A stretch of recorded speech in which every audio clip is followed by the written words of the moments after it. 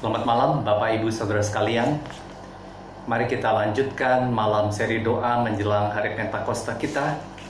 Kita akan menyanyi satu lagu, Ku Nyanyikan Kasih Setia Tuhan, PKJ nomor 14. Saya akan mainkan gitar sendiri dan lagunya sudah ada di sini.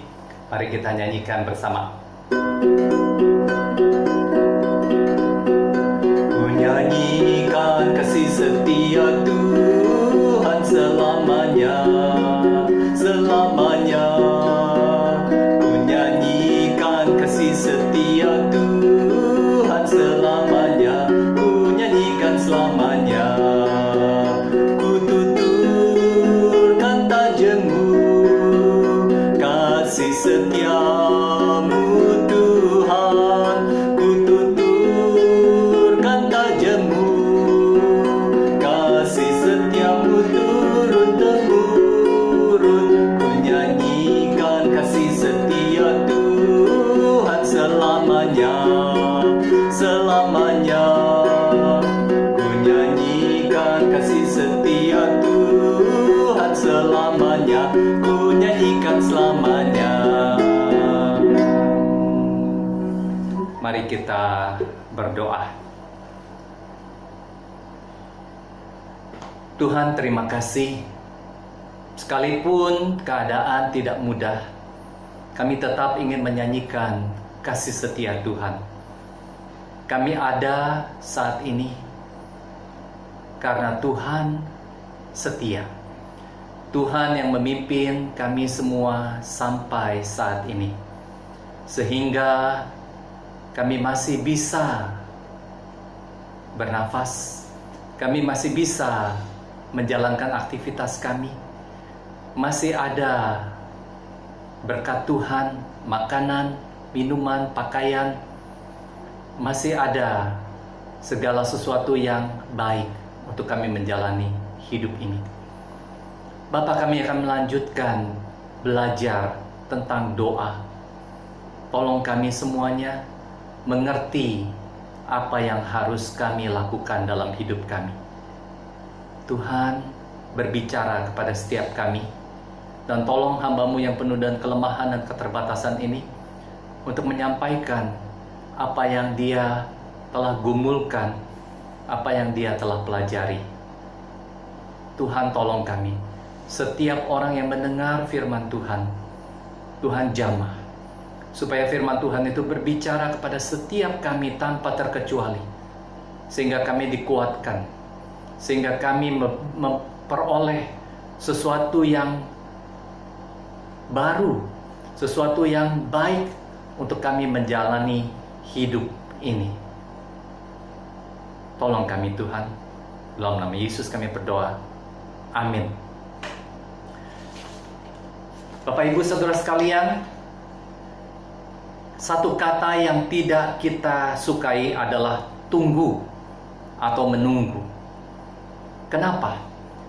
Karena waktu berjalan begitu lambat ketika kita menunggu.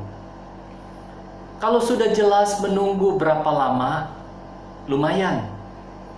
Misalnya, ketika kita ke stasiun kereta api, lalu kita akan berangkat naik kereta,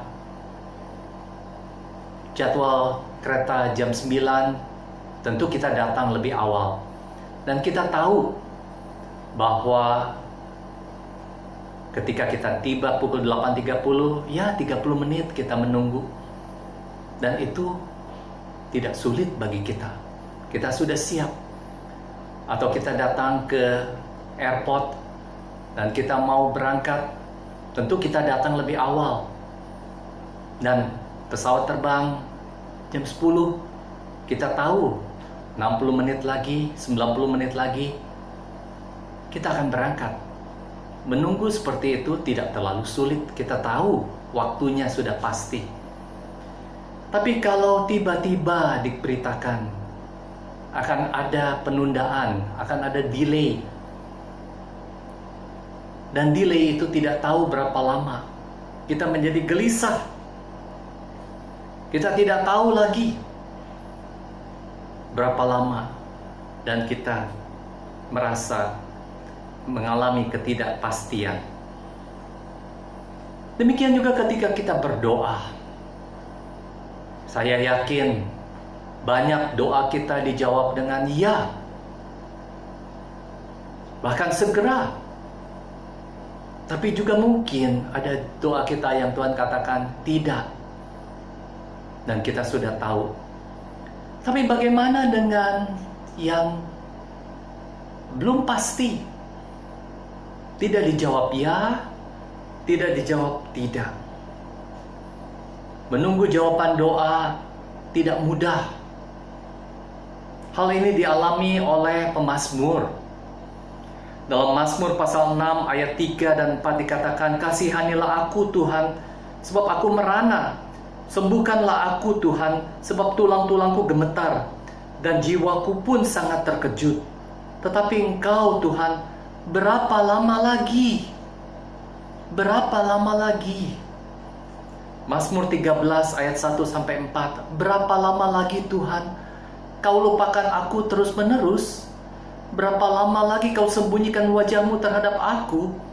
Berapa lama lagi aku harus menaruh kekhawatiran dalam diriku dan bersedih hati sepanjang hari? Berapa lama lagi musuhku meninggikan diri atasku? Pandanglah kiranya, jawablah aku ya Tuhan Allahku. Buatlah mataku bercahaya, supaya jangan aku tertidur dan mati." Habakuk 1 ayat 2. "Berapa lama lagi Tuhan? Aku berteriak, tetapi tidak kau dengar. Aku berseru kepadamu, penindasan, tetapi tidak kau tolong." Ada seorang ahli kitab suci yang disebut Bible teacher mengatakan, Alkitab terdiri dari 66 kitab. Dalam 65 kitab, Tuhan berbicara kepada kita. Tapi dalam satu kitab, kita bisa berbicara kepada Tuhan, yaitu kitab Mazmur. Banyak kita berbicara. Keluhan-keluhan itu kita sampaikan kepada Tuhan. Tapi hari ini, malam ini kita akan belajar sesuatu yang lain. Sesuatu yang biasa, yang sudah pernah kita pelajari. Lukas 18 ayat 1 sampai 8. Mari saya bacakan Lukas 18 ayat 1 sampai 8. Kalau Bapak Ibu ada Alkitab dekat, silahkan membukanya. Yesus mengatakan suatu perumpamaan kepada mereka untuk menegaskan bahwa mereka harus selalu berdoa dengan tidak jemu-jemu. Saya ulangi, bahwa mereka harus berdoa dengan tidak jemu-jemu. Katanya dalam sebuah kota ada seorang hakim yang tidak takut akan Allah dan tidak menghormati seorang pun. Dan di kota itu ada seorang janda yang selalu datang kepada hakim itu dan berkata, "Belalah hakku terhadap lawanku." Beberapa waktu lamanya hakim itu menolak.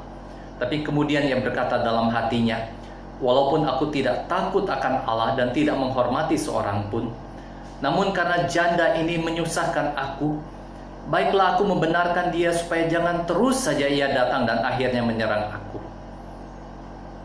Kata Tuhan, "Camkanlah apa yang dikatakan hakim yang lalim itu. Tidakkah Allah akan membenarkan orang-orang pilihannya yang siang malam berseru kepadanya? Dan adakah ia mengulur-ngulur waktu sebelum menolong mereka? Maka aku berkata, ia akan segera membenarkan mereka. Akan tetapi, jika anak manusia itu datang, adakah ia mendapati iman di bumi?" Bapak Ibu Saudara sekalian, perhatikan. Di sebuah kota ada seorang hakim yang tidak takut akan Allah dan tidak menghormati seorang pun. Hakim ini tidak baik. Hakim ini tidak membela orang. Dan ada seorang janda. Janda adalah seorang yang tidak punya penolong. Suaminya telah meninggal. Dia tidak punya penghasilan. Dia tidak punya penolong yang lain. Maka ketika dia punya masalah, dia mencari keadilan. Dia mencari pertolongan dari seorang hakim. Tetapi hakim itu tidak menolong. Hakim itu tidak turun tangan. Karena hakim itu tidak takut akan Tuhan. Tapi janda itu datang terus meminta. Tidak dikatakan berapa lama, tetapi yang dikatakan selalu datang kepada hakim itu. Belalah hakku terhadap lawanku. Dan selalu ditolak. Dan dia selalu minta lagi. Sampai akhirnya hakim itu berkata, walaupun aku tidak takut akan Allah dan tidak menghormati seorang pun, namun karena janda ini menyusahkan aku, baiklah aku membenarkan dia. Dan Tuhan Yesus berkata, camkanlah apa yang dikatakan hakim yang lalim itu. Lalu Tuhan mengatakan, tidakkah Allah akan membenarkan orang-orang pilihannya yang siang malam berseru kepadanya? Siang malam berseru kepadanya. Terus menerus, tiada henti. Dan Tuhan Yesus mengatakan, adakah ia akan mengulur-ngulur waktu sebelum menolong mereka? Berbeda dengan hakim yang lalim itu, Allah tidak akan mengulur-ngulur waktu. Lalu Allah mengatakan, Yesus mengatakan seperti ini, ia akan segera membenarkan mereka. Ia akan segera membenarkan mereka. Tapi lalu ada satu pertanyaan. Akan tetapi jika anak manusia itu datang, adakah ia mendapati iman di bumi? Tadi di ayat 1 berkata tentang berdoa tidak jemu-jemu. Dan di ayat 8 tentang iman di bumi. Jadi apa artinya? Artinya adalah bahwa orang yang berdoa tidak jemu-jemu itu menunjukkan bahwa dia beriman. Dia beriman kepada Tuhan. Dia tetap mencari pertolongan kepada Tuhan. Seperti seorang janda yang tidak punya pertolongan apa-apa, dia terus meminta pertolongan kepada Tuhan. Iman kelihatan ketika janda itu tidak berhenti meminta. Iman kelihatan ketika kita pun tidak jemu-jemu berdoa. Dalam bagian lain dalam Alkitab Matius 15 ayat 21 sampai 28 tentang perempuan Kanaan yang percaya, dikatakan juga ada seorang perempuan dari Kanaan dekat ketika Tuhan Yesus berada di daerah Tirus dan Sidon yang meminta berseru, kasihanilah aku ya Tuhan, anak Daud, karena anakku perempuan kerasukan setan dan sangat menderita. Tapi Tuhan Yesus sama sekali tidak menjawabnya. Perempuan itu terus berteriak sampai murid-muridnya bilang, suruhlah ia pergi. Ia mengikuti kita dengan berteriak-teriak. Lalu Tuhan Yesus menjawab, aku diutus hanya kepada domba-domba yang hilang dari umat Israel. Lalu perempuan itu tidak berhenti. Perempuan itu mendekat dan menyembah, Tuhan tolonglah aku. Tuhan Yesus selalu menjawab, tidak patut mengambil roti yang disediakan bagi anak-anak dan melemparkannya kepada anjing. Perempuan itu tidak putus asa. Perempuan itu tidak marah. Tapi perempuan itu berkata, benar Tuhan. Namun anjing itu makan remah-remah yang jatuh dari meja tuannya. Dan Tuhan Yesus berkata, hai ibu besar iman. Bagaimana kita menilai iman seseorang?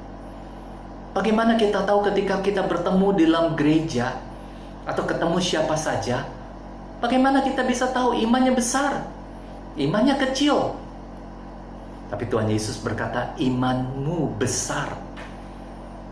Besar imanmu. Dari mana Tuhan Yesus mengatakan itu? Karena perempuan itu tidak berhenti meminta. Maka Tuhan Yesus berkata, jadilah kepadamu seperti yang kau kehendaki. Dan seketika itu juga anaknya sembuh. Jadi Bapak Ibu Saudara sekalian, ketika kita menunggu, kita menanti-nantikan jawaban. Firman Tuhan berkata di dalam Yesaya 40 ayat 31, orang yang menanti-nantikan Tuhan akan mendapat kekuatan baru. Yesaya 64 ayat 4, tidak ada telinga yang mendengar dan tidak ada mata yang melihat seorang Allah yang bertindak bagi orang yang menanti-nantikan Dia. hanya Engkau yang berbuat demikian. Orang yang menanti-nantikan Dia, Tuhan akan bertindak. Tidak ada telinga yang mendengar dan tidak ada mata yang melihat tentang seorang Allah itu. Jadi apa yang harus kita lakukan ketika kita menunggu? Paling sedikit ada 5 hal. Yang pertama, tetap berdoa.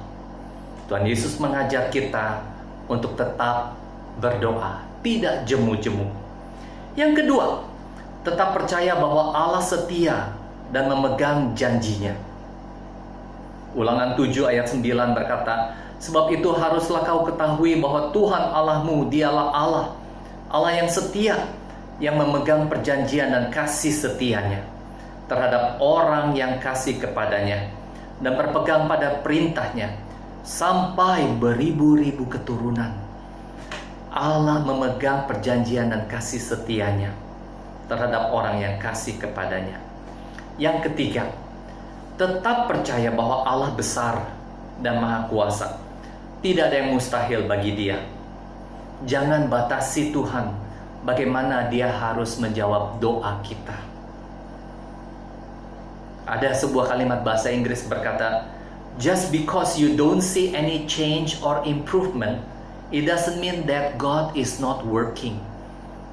Hanya karena kita tidak melihat, tidak ada perkembangan, bukan berarti bahwa Allah tidak sedang bekerja. Hal ini saya alami juga. Saya dalam keadaan sakit GERD, sakit asam lambung, bulan Maret sampai awal April, sampai pertengahan April, sulit sekali bagi saya untuk bisa tidur malam. Karena saya mengalami asam lambung naik, dada panas. Tiap malam saya harus minum obat tidur supaya saya bisa tidur. Kalau tidak, saya paling tidur 1 jam, 2 jam, dan sangat menderita. Dan saat itu kayaknya Allah itu begitu jauh, jauh sekali. Tapi saya terus berdoa, saya terus berharap. Setiap malam saya mau tidur pasti berdoa. Obat tentu saya tetap minum. Dan selama 1 bulan ini saya sudah bisa tidur tanpa obat tidur lagi. Perkembangan itu saya tidak tahu bagaimana Allah bisa menjawab. Kita yakin hal itu. Yang keempat, sambil menunggu, kita menunggu waktunya Tuhan. Kita harus percaya waktunya Tuhan. Saya ingin menceritakan satu kisah tentang Monica, Ibu Monica. Saya akan bacakan kisahnya. Ibu Monica ini berdoa lama sekali, 9 tahun, untuk putranya yang bernama Agustinus, supaya putranya itu percaya kepada Kristus. Dia berdoa demikian rupa, begitu sungguh-sungguh, meneteskan air mata, sehingga bishop, uskup di tempat dia tinggal berkata, tidak mungkin anak itu akan binasa, karena ibunya berdoa dengan sungguh-sungguh. Tapi tahukah saudara, ketika dia berdoa, apa yang terjadi? Agustinus makin jauh dan makin jauh, makin jauh. Sampai satu kali Agustinus memutuskan akan pergi ke Roma. Satu kota yang saat itu adalah kota yang sangat jahat, penuh dengan kejahatan. Monica begitu takut, sampai Monica membuntuti Agustinus ketika dia ke pelabuhan dan akan naik kapal menuju Roma. Tapi Agustinus membohongi Monica dan mengatakan, Mama, kapal nggak jadi berangkat. Mama tidur saja di kapel. Nanti kalau mau berangkat saya kasih tahu. Dan malam itu, ketika mamanya tidur, kapal itu berangkat dengan Agustinus ada di dalamnya. Apa yang ditakutkan Monica justru terjadi. Tapi tahukah saudara, justru di kota Roma itulah Agustinus mendengarkan suara Tuhan. Dalam kegelisahan yang begitu tinggi, begitu besar, Agustinus mendengar suara Tuhan. Dan Agustinus bertobat. Monica berdoa begitu lama. Waktunya Tuhan belum tiba, tapi akhirnya tiba juga. Dan Agustinus akhirnya menjadi seorang yang sangat berguna, seorang bapak gereja. Bapak Ibu Saudara sekalian, memang ketika kita berdoa untuk anak kita, untuk seseorang, supaya kembali ke Tuhan, supaya mau percaya, itu perlu waktu. Mungkin keadaan bisa berubah dari buruk menjadi tambah buruk, tapi waktunya Tuhan selalu ada. Ruth Bell Graham, istri dari Billy Graham, mengatakan sebuah kalimat dalam bahasa Inggris. When I'm dealing with all-powerful, all-knowing God, I, as mere mortal, must offer my petitions, not only with persistence, but also with patience. Someday I'll know why. Saya terjemahkan. Ketika saya menghadapi Tuhan yang Maha Kuasa dan Maha Tahu, saya yang begitu fana, harus membawa segala permintaan saya, bukan cuma dengan ketekunan, tapi juga dengan kesabaran. Satu saat saya akan tahu mengapa. Jadi itu yang keempat, tunggu waktunya Tuhan. Yang kelima, yang terakhir, ingat, doa kita tidak punya tanggal kadaluarsa. Dalam bahasa Inggrisnya, our prayers have no expiry dates. Tidak ada tanggal kadaluarsa. Mungkin saja doa kita dijawab setelah kita menutup mata. Saya akan menutup dengan sebuah kisah tentang seorang bernama William. William seorang yang tidak percaya kepada Tuhan. Dan doa mamanya, harapan mamanya tidak didengarnya. Lalu mamanya memberikan sebuah Alkitab kepada William. William tetap tidak mau percaya, dia tinggalkan rumah mamanya. Dan satu kali ketika dia butuh uang, dia jual Alkitab itu.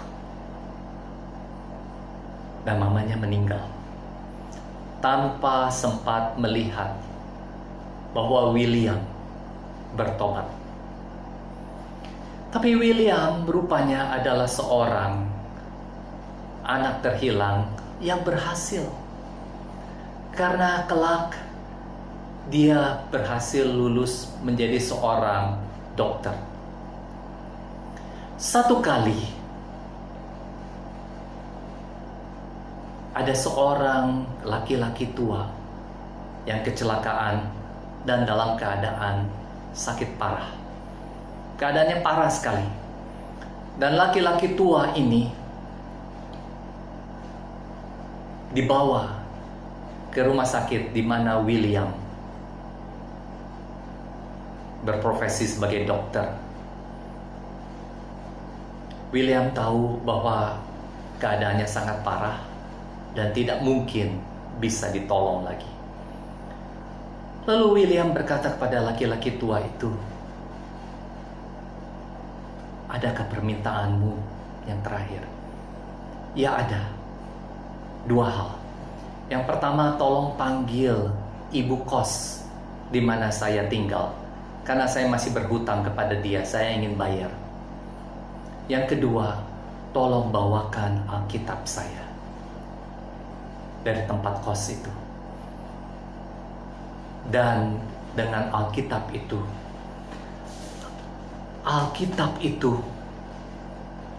dibaca oleh sang kakek tua ini setiap hari. Dia dekat di dadanya sambil dia tidur. Dan ketika dia tidak punya kekuatan lagi, dia taruh di dadanya dan dia meninggal dengan tenang. Setelah dia dimakamkan, hari berikutnya suster membereskan kamar di mana kakek ini tinggal semasa hidupnya, kamar di rumah sakit.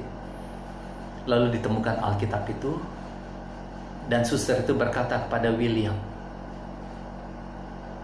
"Apa yang harus kulakukan dengan Alkitab ini?" Dan William berkata, "Berikan kepadaku." Lalu apa yang terjadi? Ini kata-kata William sendiri.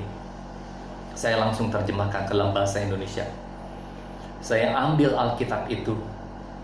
Apakah saya bisa percaya mata saya? Itu adalah Alkitab saya sendiri. Di situ ada tulisan mama saya. Nama saya masih ada di sana. Dan Alkitab itu telah saya jual ketika saya perlu uang. Dan dengan harga yang begitu kecil. Kalau Alkitab itu bisa begitu berguna bagi sang kakek sebelum dia meninggal, memberikan ketenangan sehingga dia bisa meninggal dengan tenang, maka pasti Alkitab itu berguna. Dan William membaca Alkitab itu. Dan tahukah saudara, William menyerahkan dirinya, percaya kepada Yesus Kristus. Belakangan William meninggalkan profesinya sebagai seorang dokter, dan dia sekolah untuk menjadi seorang hamba Tuhan. Dia menjadi seorang pemberita Injil.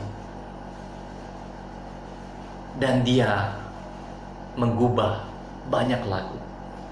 Salah satu lagu yang dia gubah adalah dalam bahasa Inggris, berjudul Revive Us Again. Penulis buku ini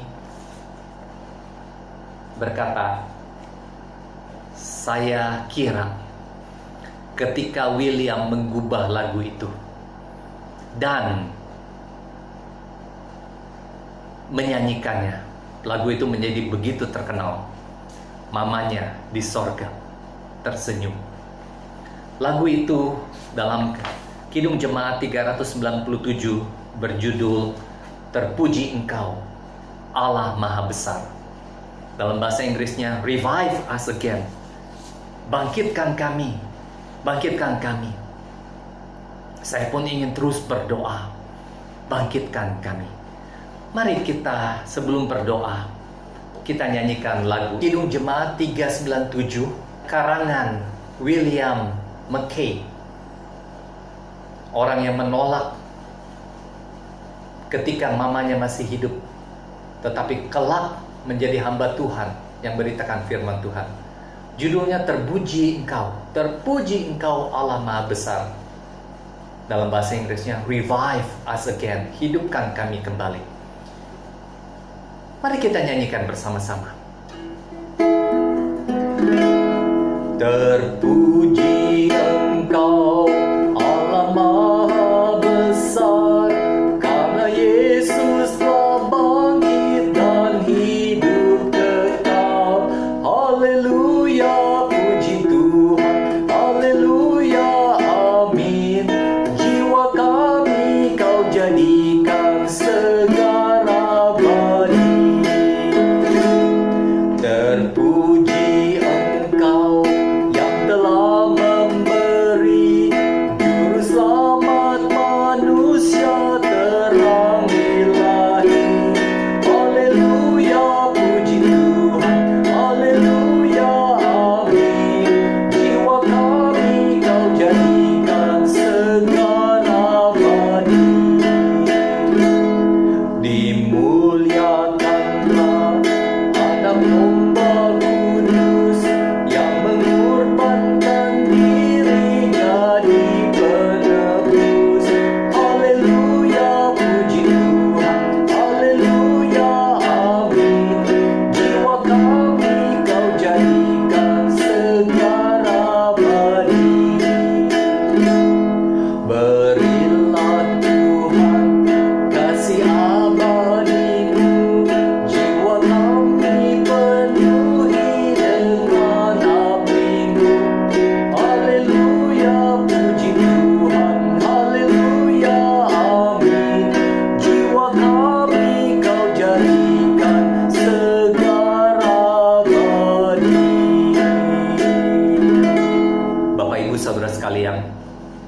setiap kali kita menyanyikan lagu ini, ingatlah William McKay yang menggubahnya.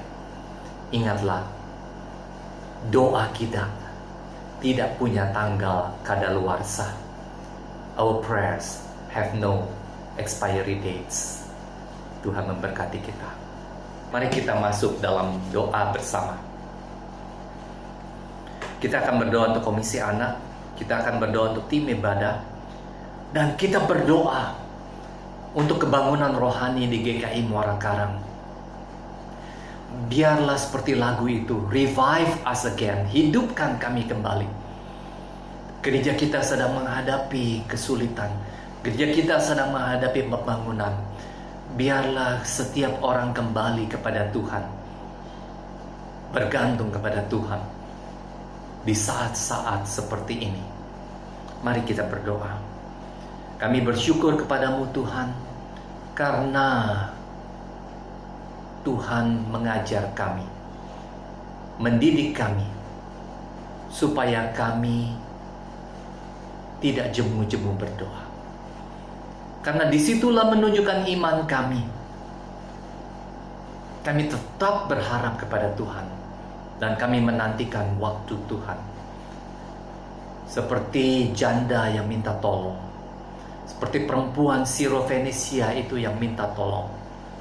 Kami tetap menantikan pertolongan dari Tuhan.